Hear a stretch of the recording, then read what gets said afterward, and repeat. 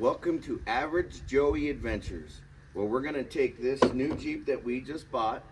I was in a little bit of car accident, so my wife and I decided to get something that we can go and do a little bit of playing and a little bit of adventure seeking. So we got this 2015 Jeep JK, and it kind of came as is. It kind of has some Fox 2.0 shocks, and so one thing that we've already noticed, and when we took it out on a little adventure, is that we were getting a wobble in the wheels. I had no idea what it was, so I asked a couple of guys at work, and they kind of scared me and said it was the death wobble. So I was afraid to drive it for a while, and I looked into it, did some research, and I found out that it was most likely the traction bar.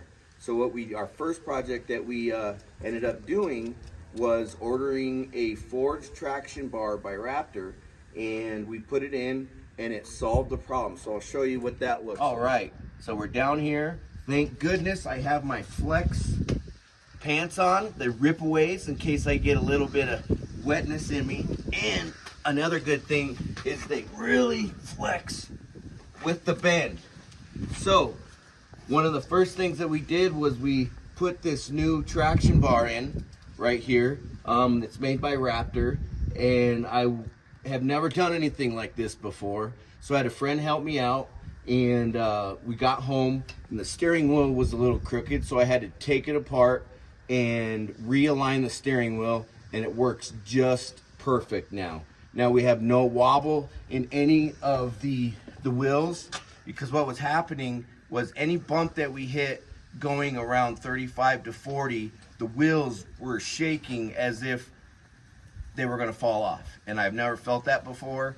And so I looked into it and I got that replaced. All right, one of the next things that we noticed was the Jeep was a little higher than we really noticed. When we got in, when we test drove it, it was super exciting to hop in and out of it because it had the lift on it.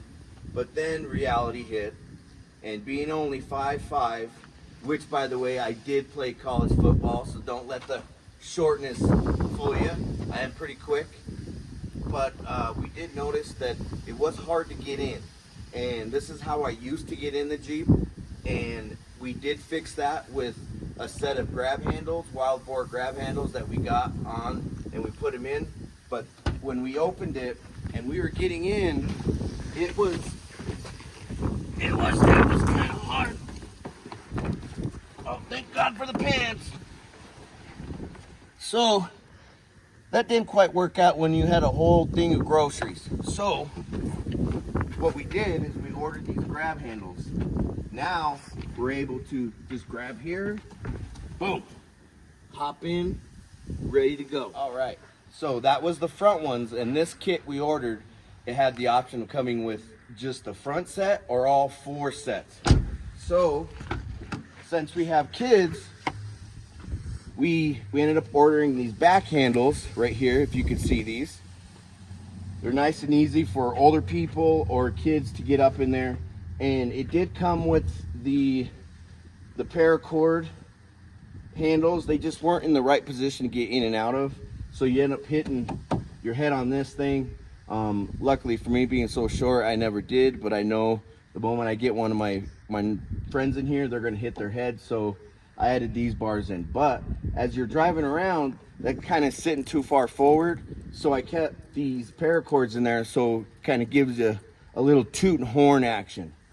All right, so one of the last things we had to do to fix this Jeep up to get it ready for big adventures coming up, and there's gonna be plenty, is we had to get this off-road tire, spare tire hinge and back door to open a little easier.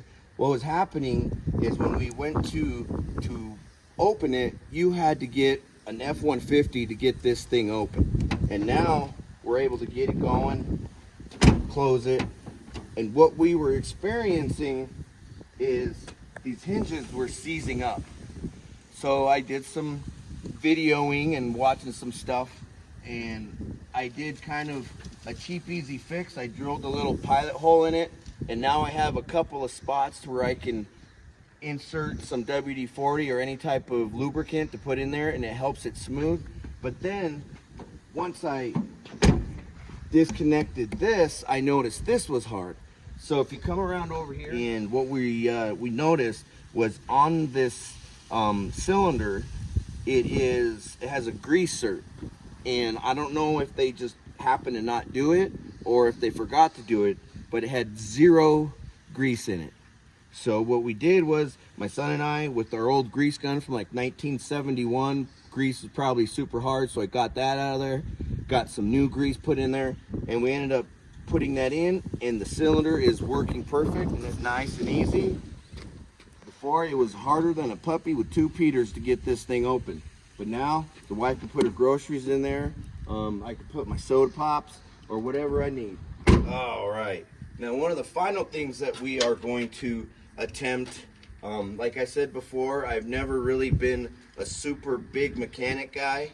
I had a 1981 Jeep pickup my dad and I fixed up, and I got it all the way through college. I still have it, and later in this channel what we will do is we will get that thing running, and I guarantee you will like it. It's a 1981 Jeep pickup with the 285 6-cylinder.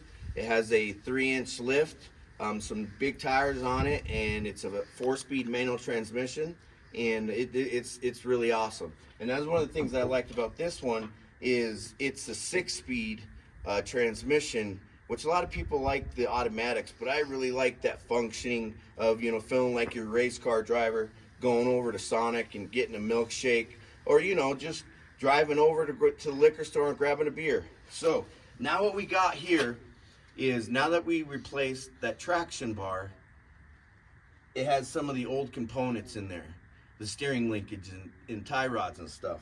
So what we did was that we figured we upgraded the traction bar, so why not upgrade some of the other stuff? So we got right here the TRQ kit, which comes with all your little fasteners. It's kind of a DIY project. I'm pretty sure I'm going to say a couple F words and throw some wrenches, but what good car wrenching if you don't do that a few times? So what we're going to do is we're going to get all these laid out. We're going to do some measurements to make sure that when we put this in, it's going to be close to where it is as of right now.